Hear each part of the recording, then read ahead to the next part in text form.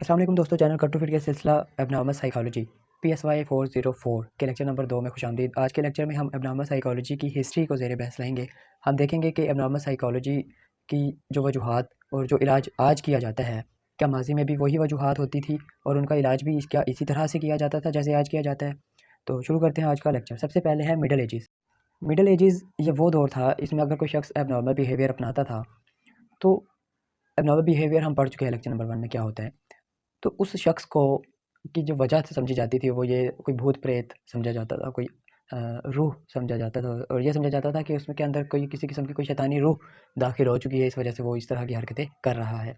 तो ये वजह थी मिडल एजेस की कि किसी शख्स को अगर नॉर्मल समझा जाता था तो उसकी वजह क्या समझी जाती थी, भूत प्रेत समझा जाता था। और उसका जो इलाज किया जाता था वो दो तरह से किया जाता था। एक तो ट्री फाइनिंग के ज़रिए से किया जाता था, दूसरा एक्सोर्सिज्म के ज़रिए से किया जाता था। ट्री फाइनिंग क्या होती थी? ट्री फाइनिंग में जनाब ये करते थे कि वो शख्स जो कि एबनॉर्मल होता था, उसके सर में किसी पत्थर से सुराख कर दिया जाता था और ये समझा जाता था कि जो जो रूह उसके अंदर दाखिल हुई है, वो इस सुराख से निकल जाएगी। अब सोचने वाली बात है, चलें जी ठीक है, रूह उसके अंदर दाखिल हो गई, ये सुराख आपने कर दिया, निकल गई। लेकिन सोचने वाली बात ये है कि ये रूह उसके अंदर दाखिल हुई कहाँ से थी? इसका जवाब उन लोगों के पास भी नहीं था। तो एक ये तरीका था ट्री फाइनिंग का। तो अब देखें ट्री फाइनिंग के जो तरीका है, इसमें किसी भी शख्स के सर पे अगर सुराख किया जाए खोपड़ी में, तो किस कदर तकलीफ़ का आलम होगा। तो ये बड़ा जो एथिक्स थे उस वक़्त नहीं बने हुए थे, तो बस इस तरह से इलाज किया जाता था। दूसरा जो तरीका था वो था एक्सॉर्सिज़्म। एक्सॉर्सिज़्म तरीका कदरे ट्री फाइनिंग की निस्बत कम तकलीफ़देह था। इसमें ये किया जाता था कि जो मरीज़ था उसको भूखा रखा जाता काफ़ी दिन, दुआएँ की जाती, उसको ड्रम की ढोल ढोल की आवाज़ सुनाई जाती काफ़ी ज़ोर से। उसके अलावा उसको मारा जाता है, पीटा जाता और उसके अलावा उसको कुछ ऐसे कड़वे मशरूबात पिलाए जाते और ये ख़्याल किया जाता कि ये जो तरीके हैं भूखा रखना, शोर उसको देना और उसके अलावा कुछ इस तरह के मशरूबात पिलाना, इसकी वजह से जो उसके अंदर रूह दाखिल हुई है वो निकल जाएगी। मिडल एजेस में ये वजूहात थी एबनॉर्मल साइकोलॉजी और जो तरीके थे इस रूह को निकालने के या बंदे को ठीक करने के, वो ये 2 थे। उसके बाद है Greek and Roman views 500 BC to 500 AC. BC का मतलब होता है बिफोर क्रिस्ट, यानी हज़रत ईसा की पैदाइश से 500 साल पहले। और एडी का मतलब होता है एनो डोमिनी, ये लैटिन वर्ड है और इसका मतलब है हज़रत ईसा की पैदाइश के बाद के 500 साल। तो इस दौरान जो एबनॉर्मल साइकोलॉजी थी वो ये थी कि इसमें एक ख़ास नाम था, सबसे अहम नाम जो है वो हिपोक्रेट्स का है और इसने ये कहा कि जो एबनॉर्मेलिटी है वो उसकी वजह कोई भी बदरूह नहीं है, कोई भी शैतान नहीं है या जिन्नात नहीं है, बल्कि इसकी जो वजह है वो इंसानी ह्यूमर्स में जो 4 तरह के फ्लूइड्स हैं उनमें डिस्टर्बेंस है। अगर वो डिस्टर्बेंस दूर कर दी जाए, उनका बैलेंस मेंटेन कर दिया जाए किसी भी तरह से, तो जो एबनॉर्मलिटी है वो दूर हो जाती है। अगला है Europe in middle ages 500 AD to 1350 AD. 500 तक हमने देख लिया कि इसमें रिसर्च पेपर हुए, काफ़ी पब्लिश हुई, काफ़ी रिसर्च हुई, यानी रिसर्च वर्क किया गया। जब अब 500 से 1350 तक का जो दौर था, इसमें क्या हुआ कि जो चर्च था ना उसकी हुक्मरानी कायम हुई और उन्होंने क्या किया, जो रिसर्च पेपर थे जितने भी हुए थे वो सारे के सारे जला दिए गए और उन्होंने ये कहा कि जो एबनॉर्मलिटी है वो एक तरह से इवल स्पिरिट और गुड और इवल के दरमियान एक तरह से कन्फ्लिक्ट है, यानी डिमन कंसेप्ट उन्होंने राइज करवाया और उन्होंने कहा कि इसका जो इलाज है उसका तरीका होगा वो यही होगा एक्सोर्सिज्म। एक्सोर्सिज्म हम पहली स्लाइड में पढ़ चुके हैं। और अब 1300 एक तो ये तरीका बताया, उसके बाद जो है इस दौरानिए के जो सबसे आखिरी कुछ साल कह लें, आखिरी जो दौर था यानी 1300 के बाद वाला, उसमें ये कहा कि जो एबनॉर्मलिटी है उसकी जो रूट काज़ है वो शैतान है। ठीक है, और इसके अलावा ये भी कंसेप्ट दिया गया कि ट्रेंटिज़म, यानी अगर कोई भी शख्स एबनॉर्मल है तो उसको उसके अंदर किस एक भेड़िया या स्पाइडर जो है उसके अंदर उसने उसको जकड़ा हुआ है या वो उसके अंदर दाखिल होया हुआ है, जैसे रूह इंसान के अंदर दाखिल हुई होती है। तो ये कंसेप्ट उन्होंने राइज करवाया और इसका इलाज जो था वो ट्रेंटिला, यानी एक तरह से कुछ एक ख़ास किस्म का डांस था वो परफॉर्म करवाते थे वो, और ये उसका इलाज समझा जाता था। तो ये एमसीक्यूज़ में पूछा गया है, इसी वजह से मैंने एमसीक्यूज़ इसके साथ लिखा है। उसके बाद है इस्लामिक पर्सपेक्टिव और इसको नाम दिया गया है गोल्डन एजिस का। सबसे पहला नाम है इसमें अल राज़ी का। अल राज़ी ने फ़ियर और शौक के बारे में बात की और इसका जो हल बताया, इलाज, वो म्यूज़िकल थेरेपी बताया उसने। दूसरा नाम है एवसीना। एवसीना ने एक किताब लिखी थी बल कानून और उसमें इमोशंस के बारे में बात की और कंडीशनल थेरेपी के बारे में बात की। उसके बाद नाम है अल-गज़ाली। अल-गज़ाली ने बच्चों को बताया कि ये ईगोसेंट्रिक होते हैं। ईगोसेंट्रिक का मतलब ये होता है कि ये चाहते हैं कि हमारी ख्वाहिशात पूरी की जाए और किसी और का ख़्याल नहीं रखते, मतलब किसी और की ज़रूरतों का किसी और को नज़रअंदाज कर देते हैं। मतलब ये चाहते हैं कि सिर्फ़ हमारी ज़रूरियात पूरी हो और उस पर ही इनकी तवज्जो होती है। फ़ियर एज़ हाँ, और उन्होंने कहा कि जो खौफ़ है वो एक तरह से सीखा जाता है। मतलब जब इंसान पैदा होता है तब उसके अंदर किसी किस्म का खौफ़ नहीं होता। आप लोगों ने बच्चों को देखा होगा कि किसी भी चीज़ को उठा लेते हैं, डरते नहीं हैं, किसी किस्म का नहीं होता। लेकिन ये जो डर होता है ये दरअसल एक तरह से लर्न्ड कंडीशन है कि हम अपने इर्द-गिर्द के माहौल से सीखते हैं। हम देखते हैं कि अगर किसी बच्चे की वालिदा कॉकरोच से डरती है तो मोस्ट प्रोबेबिलिटी जो बच्ची है वो भी कॉकरोच से डरेगी। अच्छा, और इंट्रोस्पेक्शन से मुराद ये है कि हम अगर कोई इल्म हासिल करना चाहते हैं तो हमें अपने अंदर झाँकना होगा, मतलब सोचना होगा, समझना होगा। और उसके अलावा सेल्फ एनालिसिस, वर्दिकी शो अंडरस्टैंड एब्नॉर्मलिटी, तो ये कुछ उन्होंने बताया 3 मार्क्स। और हाँ, ये 3 नंबर का सवाल पूछा था अल-गज़ाली के बारे में। पर्सपेक्टिव के हवाले से अगला जो नाम है वो नजमुद्दीन मोहम्मद का है। उन्होंने बात की डिप्रेशन की, पैरानोया की। पैरानोया ये होता है कि इस तरह का ख़्याल आना कि लोग उसे धोखा दे रहे हैं, उसका फ़ायदा उठा रहे हैं, उसके खिलाफ साज़िश रच रहे हैं। ये आगे हम पढ़ भी लेंगे, इसका पूरा सेक्शन है। पैरानॉइड पर्सनैलिटी डिसऑर्डर है, सिज़ाइड, तो ये सारे पढ़ेंगे। उसके बाद है पर्सिक्यूएशन कम्प्लेक्स पर बात की। पर्सिक्यूएशन कम्प्लेक्स ये होता है कि इस तरह के ख़्याल आना कि उससे जो है लोग अपना काम निकलवा रहे हैं, ठीक है? ये पर्सिक्यूशन कम्प्लेक्स के में आ जाता है। उससे सेक्सुअल डिस्फंक्शन पर बात की, ऑब्सेशनल न्यूरोसिस पर बात की। ऑब्सेशनल न्यूरोसिस ये होता है कि इस तरह के काम में इंडल्ज होना, इस तरह का काम करना कि उससे ना उसे खुद को फ़ायदा हो, ना माहौल को फ़ायदा हो। मतलब बैठे-बैठे अपनी टाँगों को हिलाना, हाथ को हिलाना, इससे ना कोई फ़ायदा नहीं। तो ये है, इस हवाले से बात की नजमुद्दीन मोहम्मद ने। और अगला जो नाम है इब्न खल्दून का है, और इन्होंने बात की कि एनवायरनमेंट, माहौल जो है वो किसी भी पर्सनैलिटी को शेप करता है। उसके अलावा माज़ी के कुछ एक्सपीरियंस, अपनी गलतियों से इंसान सीखता है। और उसके बाद एजुकेशन, उसको अगर पढ़ाया जाए, समझाया जाए, तब इंसान सीखता है, उसकी पर्सनैलिटी ग्रोथ करती है। अगला है renaissance and the rage of asylums. The renaissance period spans from 14 to 1700 AD. Demonological, अच्छा, ये जो है रेनेसांस पीरियड, ये 1400 से 1700 का पीरियड है। 1350 तक हमने पढ़ लिया था और अब 1400 से 1700 का पीरियड देखते हैं। इसमें ये हुआ कि हमने देखा कि 1350 तक जो डीमन का कंसेप्ट था वो राइज था।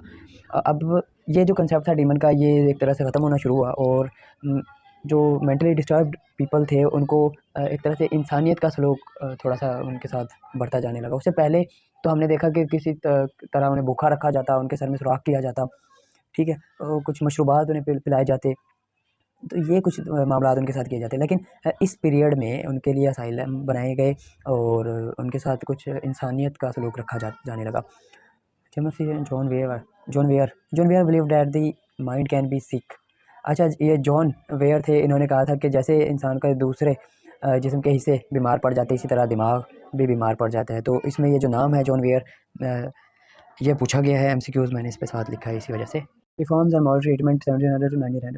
अब 1700 से 1900 के दरमियान क्या हुआ कि बेंजामिन रश और थियोरिक्स, ये दो साइकोलॉजिस्ट थे, इन्होंने ह्यूमेन और रिस्पेक्टफुल ट्रीटमेंट मुतारिफ़ करवाया। उन्होंने ये कहा कि जिस तरह से बाकी के जो मरीज़ हैं उनका इलाज किया जाता है इंसानियत के तरीके से, उन्हें इनके साथ अच्छा सलूक किया जाता है, इज़्ज़त दी जाती है, तो इसी तरह से जो मेंटली डिस्टर्ब लोग हैं उनका भी इलाज किया जाए, उनके साथ क्यों इस तरह का नारवा सलूक रखा जाता है।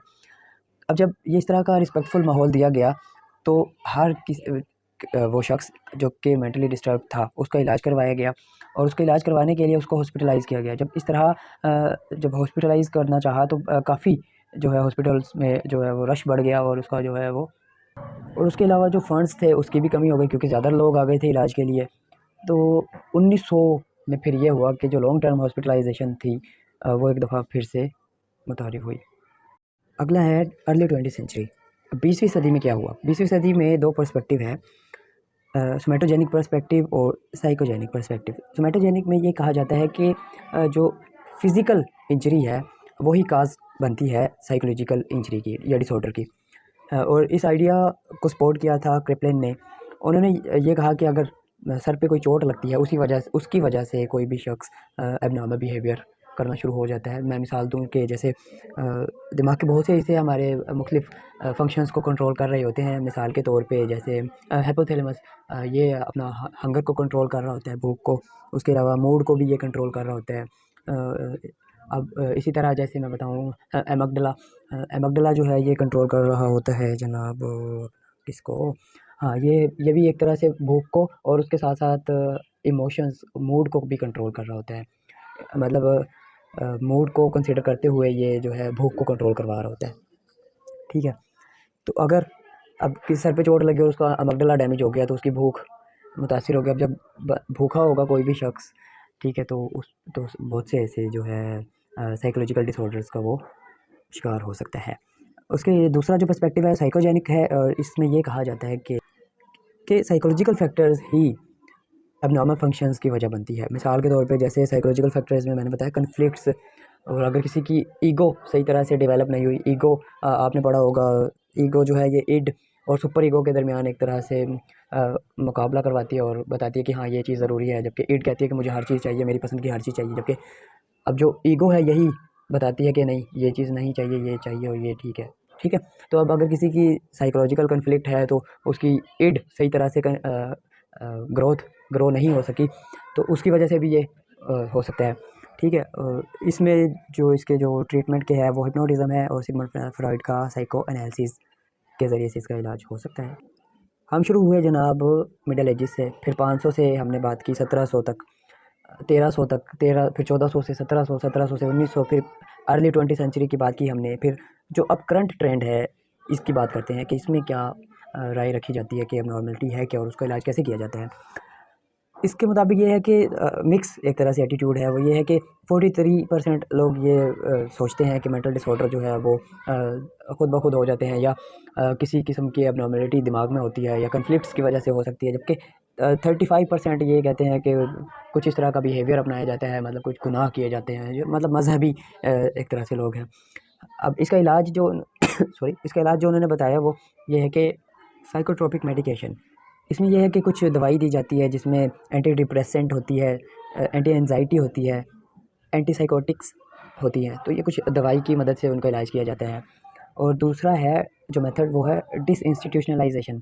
इसमें ये होता है कि जो पेशेंट होते हैं उसको हॉस्पिटल में नहीं रखा जाता, यानी पागल खाने में जैसे पहले रखते थे, अब उसको इतने लंबे अरसे के लिए नहीं रखते, बल्कि उसको इस तरह का माहौल प्रोवाइड किया जो उसका ख्याल रखते हैं। वो इस तरह की कम्युनिटी में उसको रखा जाता है, जो और उसको गाइड किया जाता है कि इसको इस तरह का बिहेवियर उसका करवाया जाए। करंट ट्रेंड्स में है community mental health approach.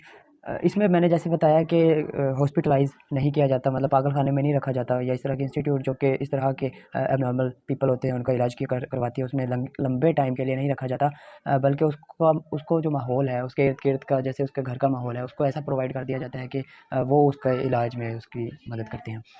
Output patient इसमें ये होता है कि जो एबनॉर्मल शख्स होता है उसको जैसे बाकी बीमारियों के लिए हम हॉस्पिटल जाते हैं, सिर्फ दवाई ली और वापस आ गए, इसी तरह से जो एबनॉर्मल शख्स होगा उसको हॉस्पिटल ले जाएंगे, उसको दवाई दे दी जाएगी, उसकी अगर थेरेपी होनी है साइकोथेरेपी, तो उसकी साइकोथेरेपी करके और उसको दोबारा से वापस भेज दिया जाएगा। प्राइवेट साइकोथेरेपी, अब प्राइवेट साइकोथेरेपी बहुत से ऐसे साइकोलॉजिस्ट होते हैं जो प्राइवेट साइकोथेरेपी करते हैं। अगला है प्रिवेंशन। प्रिवेंशन में कुछ इस तरह के एफ़र्ट्स की जाती है जिसकी मदद से जो अपना एबनॉर्मल बिहेवियर होने के चांसेस है वो कम से कम हो जाते हैं। मैं इसकी मिसाल दूँ कि जैसे बहुत सी ऑर्गेनाइजेशन है तो उसमें एक वर्क टाइम बताया गया है कि 8 घंटे आपने वर्कर से काम लेना है, तो इसकी वजह से उसका जो स्ट्रेस है जो एम्प्लॉय है वो कम से कम होगा। जब स्ट्रेस कम होगा तो उसके जो साइकोलॉजिकल डिसऑर्डर्स हैं वो भी कम से कम होंगे। उसके अलावा बहुत सी ऑर्गेनाइजेशन जैसे WHO है, ये बहुत ख्याल रखती है कि मेंटल हेल्थ पर किसी किस्म का कंप्रोमाइज़ ना किया जाए।